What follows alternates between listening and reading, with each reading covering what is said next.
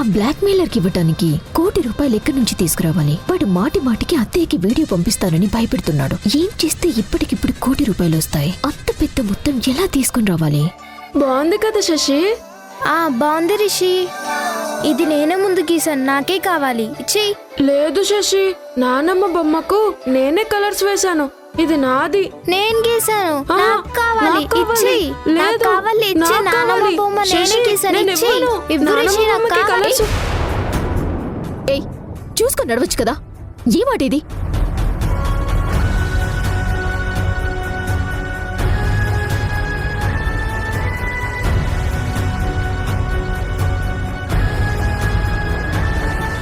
Sorry పెద్దమ్మా, ఆ paper ఇవ్వు.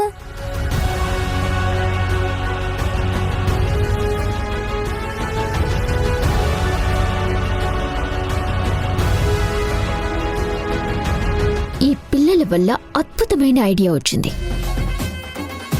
ఇప్పటికిప్పుడు ₹1 కోటి చిటికలో రావాలి అంటే ఈ దమయంతిని కిడ్నాప్ చేయిస్తే వస్తాయి. దమయంతిని కిడ్నాప్ చేయించి బెదిరిస్తే అటు యష్ అయినా ఇటు సింధు అయినా సరే నోరు మూసుకొని ₹1 కోటి కాదు కదా, ఎంత అడిగినా సరే ఇస్తారు. అయినా నేను ₹1 కోటి ఎందుకు అడగాలి?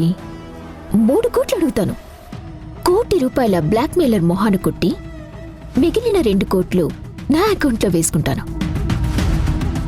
ఇన్నాళ్ళు నన్ను అందరూ కలిసి ఏడిపించారు కదా, ఇక్కడి నుంచి వీళ్ళకి నేను చుక్కలు చూపిస్తాను.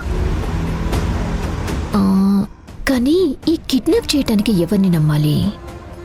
ఎవరి హెల్ప్ తీసుకోవాలి? ఈ టైంలో మారుతిరావు మావయ్య నా పక్కనుంటే ఎంత బాగుండేది. తను ఇలాంటి పనుల్లో తోపు. ఇప్పుడు ఎవరిని కాంటాక్ట్ చేయాలి? మన పాత కాంటాక్ట్స్ ని తిరిగేద్దాం.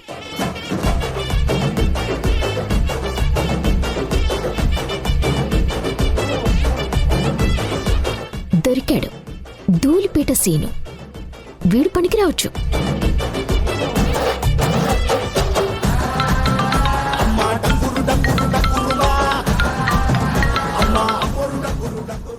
ఏంటి మేడం, చాలా రోజుల తర్వాత మమ్మల్ని గుర్తు తెచ్చుకున్నట్టున్నారు? ప్రతిరోజు గుర్తు తెచ్చుకోవటానికి నువ్వేమైనా నా బాయ్ ఫ్రెండ్ వారా? ఫోన్ చేసి తిన్నావా పడుకున్నావా అని కనుక్కోడానికి? ఏదైనా అవసరం వస్తేనే కదరా నీలాంటి రౌడీ వేదవుల దగ్గరికి వచ్చేది. సరే, నాకొక చిన్న అవసరం పడింది. ఒక ముఖ్యమైన పని కావాలి. చెప్పండి మేడం, పైసలిస్తే ఎలాంటి పనైనా నరుక్కుంటూ పోతాం. ఏం చేయాలి? చూడు, ఇది చాలా సీక్రెట్ టాస్క్.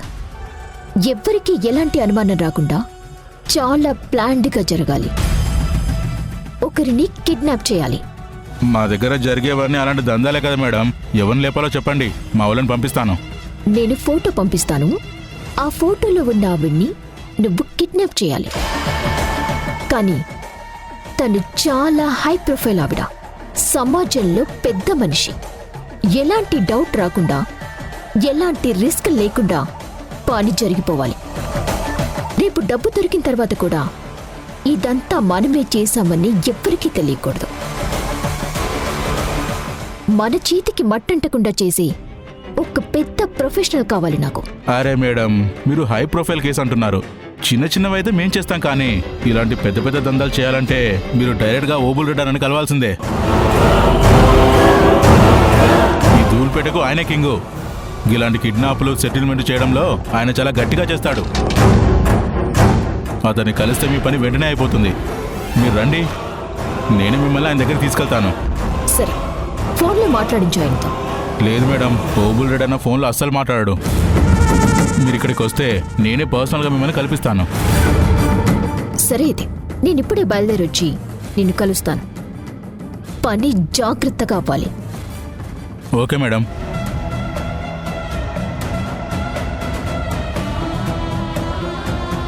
దమయంతి, నీ మొగుడు చావు నీ నుంచి దాచటానికి నిన్నే కిడ్నాప్ చేయించాల్సి వస్తుంది. ఇందులో నా తప్పు లేదు. ఆ వీడియో చూసి నీ గుండె ఆగిపోకుండా కాపాడుకోవాలని నా ప్రయత్నం.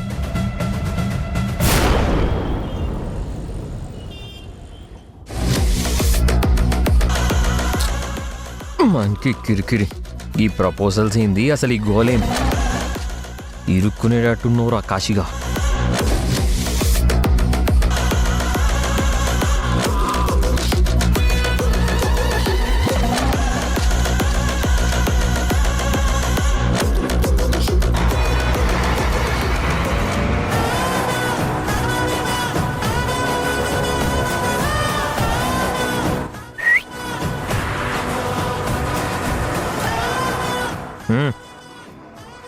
అలాగే సార్.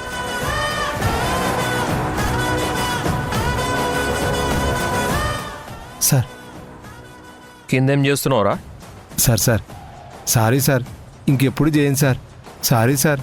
ఏయ్, ఏం చేస్తున్నావో చెప్పు ముందు. కాదు సార్, కొంచెం టెన్షన్లో ఉండి ఒక్క సిగరెట్ సార్. తీ. సార్ ఏయ్, ఆ సిగరెట్ ప్యాకెట్ తీసి అక్కడ పెట్టరా.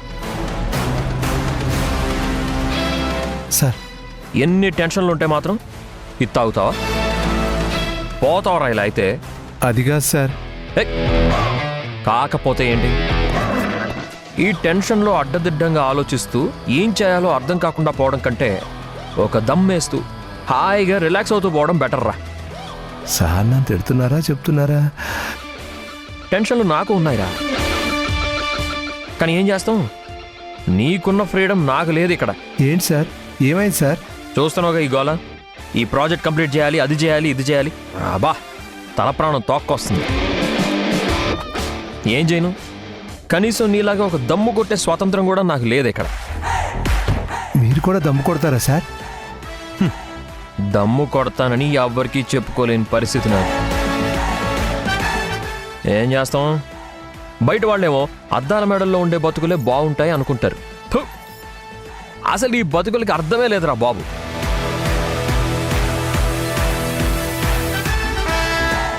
ఇప్పుడు ఈ టెన్షన్ తగ్గాలంటే ఇప్పుడు ఒక్క దమ్ము కొడితే సరిపోదురా, మందు కొట్టాల్సిందే. నా జీవితానికి ఒక క్వార్టర్ కూడా లేదు. సార్ క్వార్టర్ తీసుకురమ్మంటారా సార్? తీసుకొస్తావా నిజంగా? 10 నిమిషాల్లో తీసుకొస్తాను సార్, మీరు టెన్షన్ పడకండి. అయితే పోవు పో. అలాగే సార్.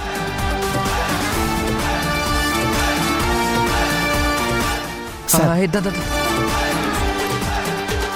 రే, వాటర్ బాటిల్ అవసరం లేదురా.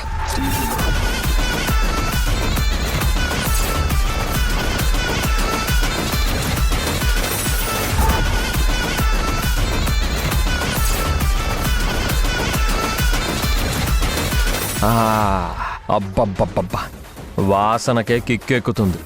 ఇందులో నంచుకోవడానికి సైడ్ డిష్ ఏమైనా ఉండుంటే భలే ఉండేది. సార్ ఈరోజు మా ఆవిడ ఇంట్లో చికెన్ కూర చేసింది సార్. పొద్దున వస్తువు తెచ్చుకున్నాడు సార్, తీసుకురమ్మంటారా? అబ్బబ్బబ్బబ్బా, నీకు మీ ఆవిడకి మా ఏరియాలో ఒక గుడి కట్టాలనిపిస్తుందిరా బాబు. పోయి తీసుకురా పో. సరే సార్.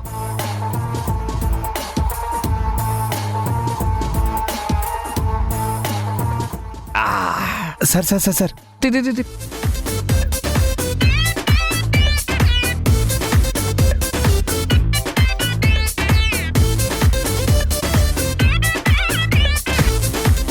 పర్ఫెక్ట్, అల్టిమేట్ కాంబినేషన్ తెచ్చారా. నువ్వు కూడా కూర్చో, కలిసి పెగ్గేద్దాం. సార్ మళ్ళీ ఏంట్రా? అది కాదు సార్, మీరు ప్రశాంతంగా కానివ్వండి సార్. నేను బయట కూర్చొని ఎవరు రాకుండా కాపలా కాస్తాను సార్. సరే సరే సరే, వెళ్ళు వెళ్ళు వెళ్ళు.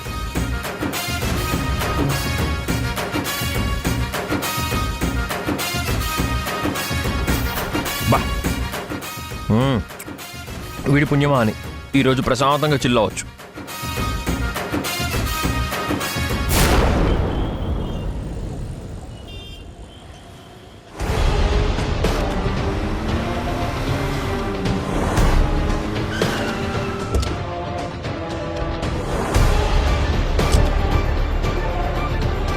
అత్తయ్య అత్తయ్య నా మాట వినండి అత్తయ్య. అత్తయ్య అత్తయ్య అత్తయ్య నా మాట వినండి అత్తయ్య. ఏంటి వినేది? గత కొన్నాళ్లుగా ఈ ప్రాజెక్ట్ పనులు మొత్తం నేనే చూసుకుంటున్నాను అత్తయ్య. యష్కి వాటి గురించి తెలీదు. అయిపోయిందా చెప్పటం? ఇప్పుడు నేను చెప్పేది వినిసిందు. నువ్వు అనవసరంగా టెన్షన్ పడి విషయాల్ని ఇంకా లాగ్ చేస్తున్నావే తప్ప అక్కడ నువ్వు ఏ పని సరిగ్గా చేయట్లేదని నాకు అనిపిస్తోంది. ఈ ప్రాజెక్టును కొంచెం ఆలస్యంగా మొదలు పెడదామని నేను ఎంత చెప్పినా వినకుండా వాళ్ళు అరుస్తున్నారు, వీళ్ళు గొడవ చేస్తున్నారు అని ఈ ప్రాజెక్టుని బలవంతంగా స్టార్ట్ చేయించింది నువ్వే. తీరా మొదలు పెట్టాక జరగాల్సిన వర్కులు జరిపించకుండా ఎందుకు ఆపుతున్నావో నాకర్థం కావటం లేదసలా. ఇవన్నీ నా మనసులో నీ మీదున్న నమ్మకాన్నంతా పూర్తిగా దిగజారుస్తున్నాయి. అత్తయ్య, నేను కావాలని ఆపడం లేదు. అక్కడ ఇక చాలు సింధు. ఇక నుంచి ఆఫీస్ పనులన్నీ యష్ చూసుకుంటాడు. నువ్వు మన ఫ్యామిలీకి మాట తీసుకురాకుండా ఉంటే చాలు. ఇప్పటికే ఈ ప్రాజెక్టు వల్ల మన కుటుంబం చాలా నష్టపోయింది. అందరి ముందు మనం పరువు పోగొట్టుకున్నాం. మన ఇంటి మీద రాళ్లు వేశారు. మనల్ని ఎన్నో మాటలన్నారు.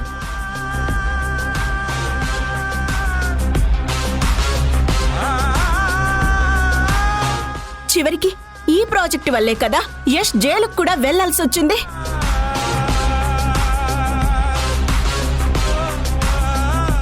ఇంత జరిగిన తర్వాత కూడా నువ్వు ఇంత నిర్లక్ష్యంగా ఉంటావని నేను అస్సలు ఊహించలేదు సింధు.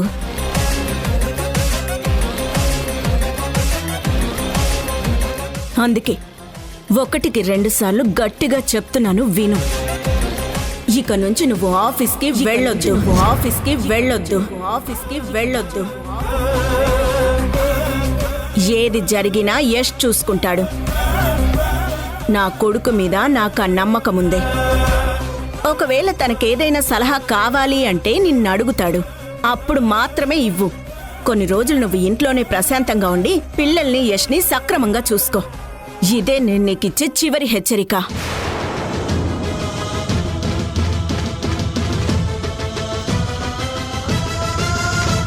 అత్తయ్యకి నిజమేలా చెప్పాలి? ఆఫీస్లో ఉన్నది యష్ కాదు, ఒక రౌడీ అని ఎలా నమ్మించాలి? నేనేం చెయ్యాలి? ఏంటమ్మా ఎందుకంత టెన్షన్గా ఉన్నావు?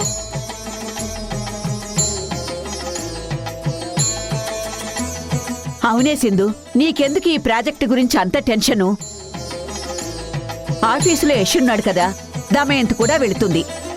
వాళ్ళు చూసుకుంటారులేవే. కొన్నాళ్ళు నువ్వు ఇంటి పట్టునే ఉండి దమయంతి చెప్పినట్టుగా పిల్లల్ని యష్ని చూసుకో. నా మాట వినవే. అయినా ఇంటికంటే ఆఫీస్ పనులు ముఖ్యమా మనకి?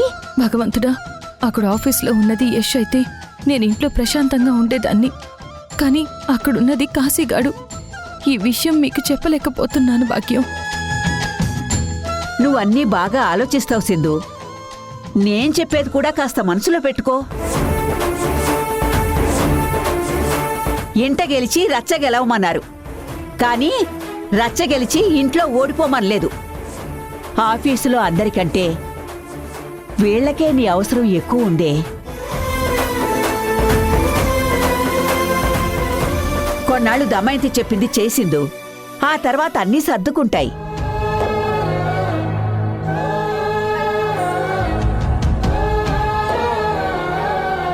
నేనేది చేసినా మీకోసమే, మన కుటుంబం కోసమే చేస్తాను.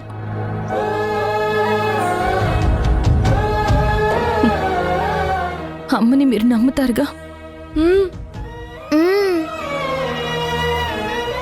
నేను మీకు ఎక్కువ టైం ఇవ్వలేకపోతున్నాను నిజమే, కానీ నేను కొన్ని పనులు చేయాల్సి ఉంది. అవి తొందరగా చేశాక మన కుటుంబం అంతా తీరిగ్గా సంతోషంగా ఉంటాం. నేను మీకు మాటిస్తున్నాను.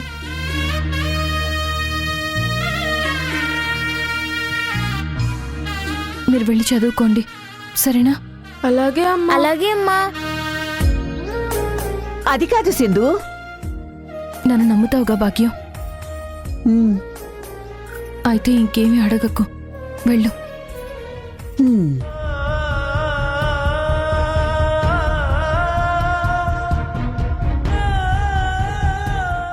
ఛా! వీడు ఆఫీస్లో ఏం రచ్చ చేస్తున్నాడో ఏంటో.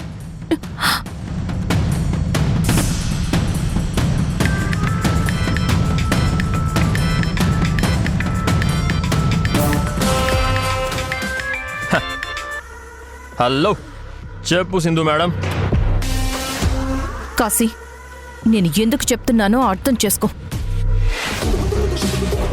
మర్యాదగా నువ్విప్పుడు ఆఫీస్ నుంచి బయటకు వచ్చేయ్. ఇప్పుడు నేను బయటకు వస్తే కాశీగాడు బయటకు వచ్చినట్టు కాదు మేడం. నీ మొగుడు యష్ బయటకు వచ్చినట్టు అవుతుంది. ఇప్పుడు నేను ఈడ నీ మొగుడు ప్లేస్లో ఉన్నాను కదా, అంటే ప్రస్తుతానికి నేనే నీ మొగుడిని. నువ్వు నన్ను కంట్రోల్ చేయాలని చూడకు, నువ్వే నా కంట్రోల్లో ఉండాలి. అర్థమైందా? ఏయ్ నార్మల్. అవుసిందు, ఈ మధ్య నువ్వు నీ మొగుడిని బాగానే కలిసి వస్తున్నావుగా. మళ్ళీ ఇంటికి వచ్చిన కొత్తలా పైసలు ఏడబెట్టినవో గుర్తెచ్చుకో, పైసలు ఏడబెట్టినవో గుర్తెచ్చుకో అని నన్ను చంపేదానివి. అట్లనే మరి నీ మొగుడిని అడుగుతలేవేంది? గా డబ్బు దొరికితే మనందరి ప్రాబ్లమ్స్ సాల్వ్ అవుతాయి కదా. మనందరిది ఏంట్రా? ఆ డబ్బు ఇన్వెస్టర్స్ది.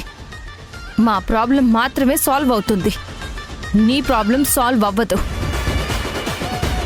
ఆ డబ్బులో నిన్ను నేను ఒక్క పైసా కూడా తీసుకోనివ్వను. అబ్బబ్బబ్బబ్బబ్బ.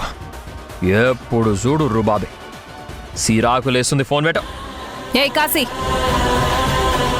ఆఫీస్లో నీ మీద ఎవరికైనా అనుమానం వస్తే చాలా పెద్ద ప్రాబ్లం అవుతుంది.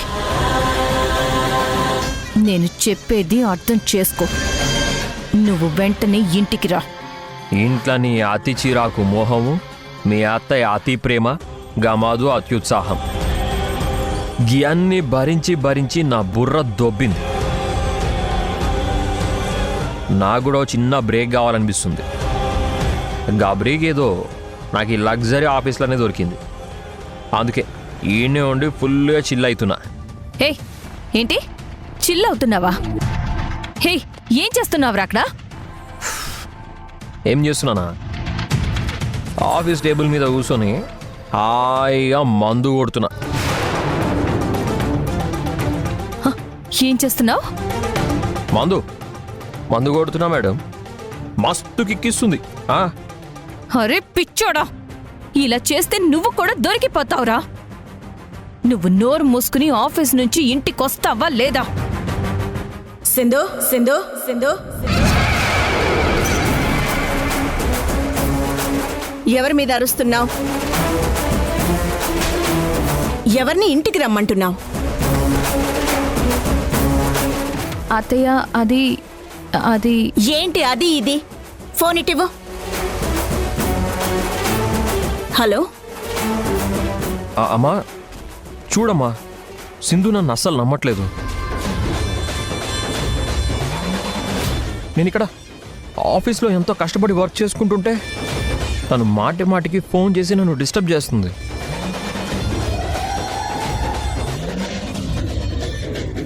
ఇప్పుడు ఈ పనులన్నీ పక్కన పెట్టి నువ్వు వెంటనే ఇంటికి వస్తావా రావా అని గట్టిగా బెదిరిస్తోంది. ఆ కాశీగాడు మళ్ళీ ఏదో ప్లాన్ చేసుంటాడు. ఏం ప్లాన్ చేశాడో? నువ్వేం కంగారు పడకు నాన్న, నువ్వు నీ వర్క్ ప్రశాంతంగా చేసుకో. నీ పని కంప్లీట్ అయ్యాక ఇంటికి రా. సింధు, మర్యాద ఎంతవరకు ఇవ్వాలో అంతవరకే ఇస్తాను. అది నువ్వు ఎంతవరకు కాపాడుకోవాలో అంతవరకు కాపాడుకో.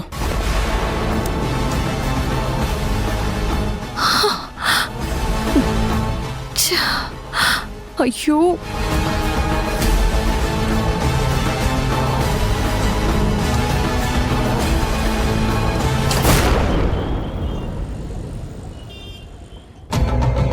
అన్నను కలవాలి.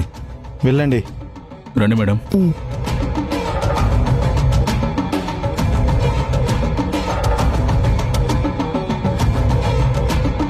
అన్ని జాగ్రత్తగా చూసుకోండి, సరేనా?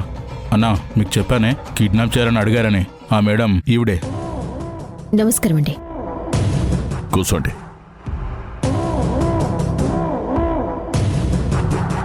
ఎవరిని చేయాలి?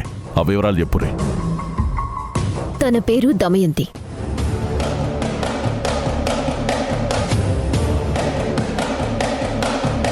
కోటీశ్వరరాలు.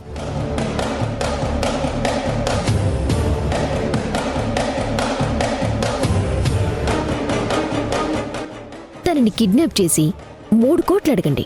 1 కోటి మీకు, మిగతా 2 నాకు. కానీ కొంచెం కూడా తేడా జరగకూడదు. నా మీద అస్సలు అనుమానం రాకూడదు.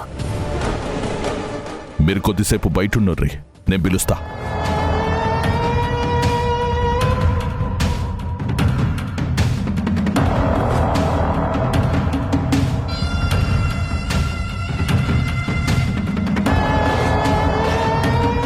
ఎవడున్నాడ్రా ఈ పని సక్రమంగా చేస్తాడు? బావా, ఏ మాటకు ఆ మాటే చెప్పుకోవాలి. ఇట్లాంటి పనులకి ఆ కాశీగాడే కరెక్ట్. వాడు కిడ్నాప్ చేయనికే ఒక లెక్క ఉంటుంది. చాలా పగడ్బందీగా ప్లాన్ చేస్తాడు, అడుగులు వేస్తాడు. మన దగ్గరున్న బెత్తరగాళ్ళకి కండుంది గాని బుర్ర లేదు. ఇది 25-50 కాదు, ₹1 కోటి డీలు ఆ కాశీగాడే కరెక్ట్ బావా. ఆడు నెలలో 2 కోట్లు ఇచ్చేది ఎటూ లేదు. కనీసం ₹1 కోటి జమ అవుతాయి కదా. మిగతా కోటికి అమ్మాయిల్ని జమ చేసుకోవచ్చు. మంచి ఐడియారా. అయితే కాశీని పిలుస్తా. వద్దులేరా, మనమే పోదాం. ప్రతిసారి వాడి కోసం నువ్వెందుకు వెళ్తాం బావా? మేము తీసుకొస్తాంలే. కాశీతో మాట్లాడాలంటే ఆడిక్కడికి వస్తే సరిపోతుంది. కానీ నేను నా పోరిని చూడనీకి ఇదొక వంకరా. ఆ. అయ్యో సిగ్గు. అసలు నీకు ఈ వయసులో ఈ సెకలేందో, కుర్రోళ్ళ వాళ్ళ వెనక పడ్డమేందో, ఈ సిగ్గేందో నా కర్మకి అన్నీ చూడాల్సి వస్తుంది. రై, గా పోరిని పిలు పో. సరే బావా.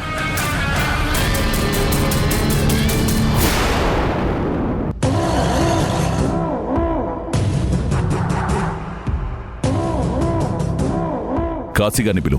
అసలు ముచ్చటేంది? ఈ ఫోటోలో ఉన్న ఆమెని కిడ్నాప్ చేయాలి.